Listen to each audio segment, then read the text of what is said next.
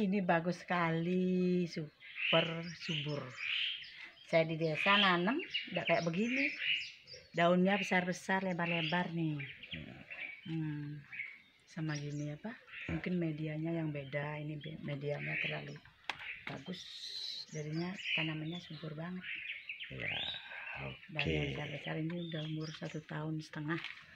Lagi 5 bulan aja udah panen. ya syukur-syukur lah Ibu.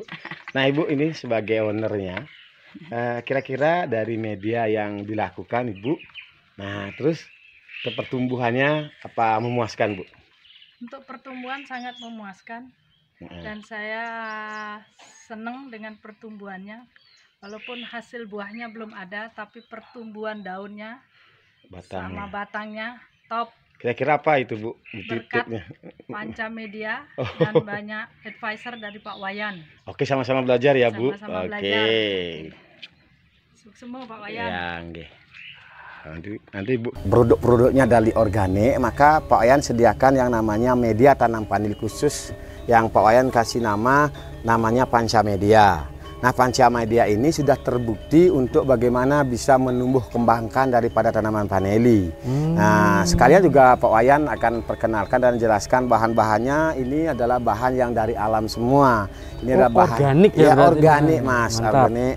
Di antaranya ada kohe kambing, ada kokopit, ada sekam bakar, dan juga ada serbuk dari daun bambu gitu Mas. Itu kita kasih. Nah, terus dalam kita berbudidaya paneli tentu tidak hanya cukup media Mas.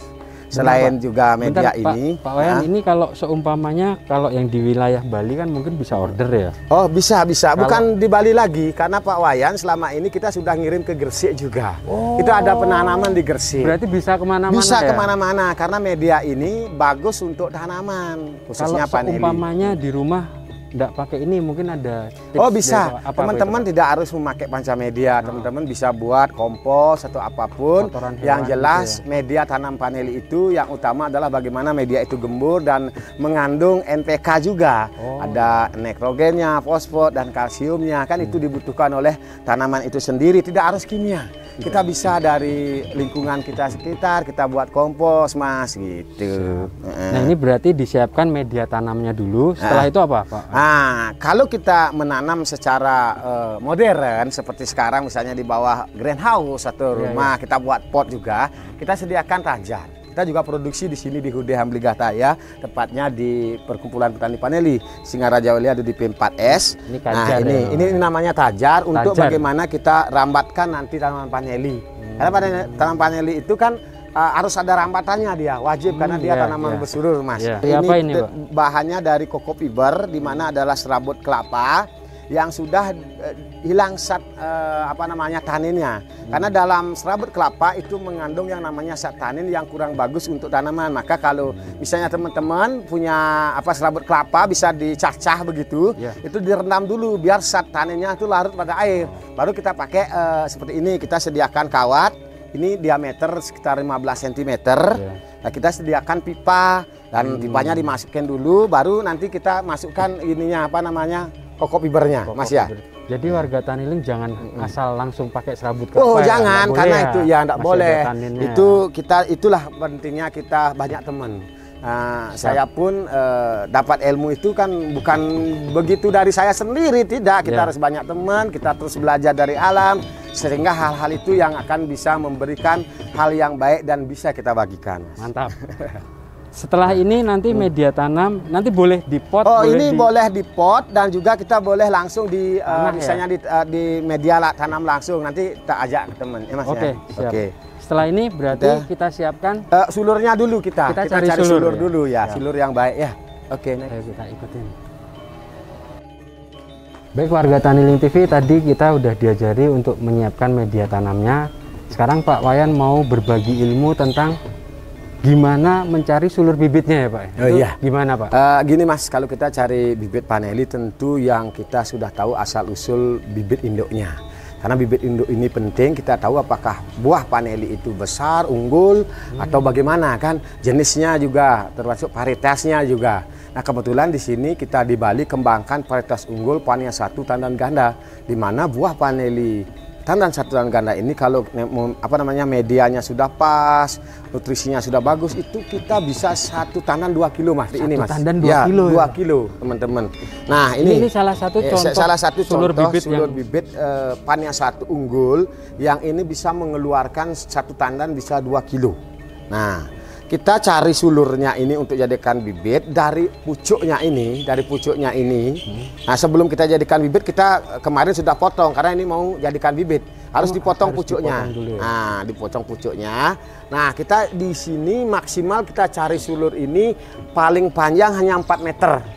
4 meter. Nah selebih dari 4 meter itu nanti cenderung keluar bunga bukan tunas untuk vegetatifnya, artinya tidak pertumbuhan, jadinya ke buah jadinya. Maka kita hanya bisa kalau rekomendasi dari Pak Wayan itu maksimal dari pucuknya ini kalau mau cari sulur bibit vanili itu hanya maksimal 4 meter.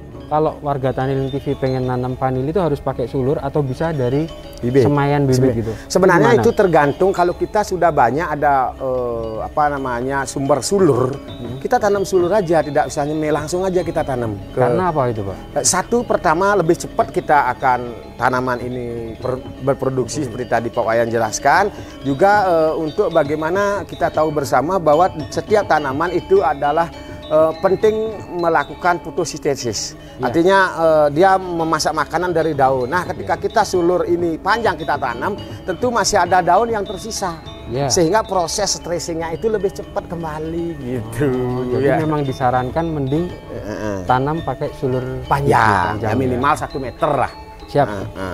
Mungkin seteknya gampang aja. Ini kalau kita budidaya ya gampang, kita tinggal potong aja.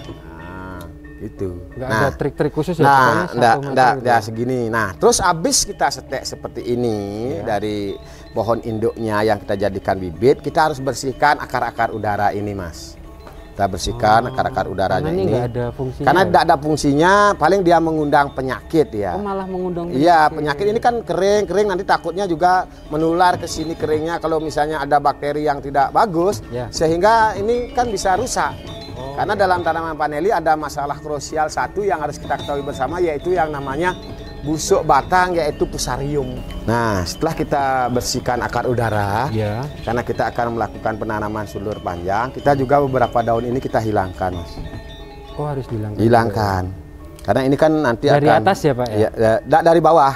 Nah nanti tak jelasan juga. Ini di bawahnya yang akan kita tanam, sulurnya kita bersihkan. Nah kita bersihkan 2 buku aja, 2 daun ya. 2 daun ya. Nah setelah ini berarti nanti ada proses berikutnya ya Pak? Ya penanaman. Oh penanaman. Nah sebelum penanaman kita bisa, ini sebenarnya jangan kalau kita setek sekarang ini kita tanam sekarang. Oh enggak boleh? Bukannya tidak boleh, tapi kalau kita ada PT dan lain sebagainya sih bisa. Tapi yang lebih bagus itu tunggu ini biar kering dulu. Berapa lama Pak? Ya mungkin 3 hari lah. Oh 3 hari. Seminggu enggak masalah. Karena kalau agak layu kita baru agak stres kita tanam, itu cenderung nanti akarnya akan lebih cepat ya keluar. Oh berarti dibiarkan dia stres dulu atau? Iya, biarkan dulu. Intinya getahnya ini enggak basah lagi, dah kering di sini. Oh pokoknya kalau getahnya udah kering itu udah siap tanam. Udah siap tanam. Kenapa harus kering? Karena ibarat kalau kita manusia luka, kalau luka itu kita masukkan ke kotoran nanti infeksi jadinya busuk batang. Ya, kalau sudah kering kita masukkan kan enggak ada proses dia pembusukan. Artinya proses pembusukannya cenderung tidak ada gitu.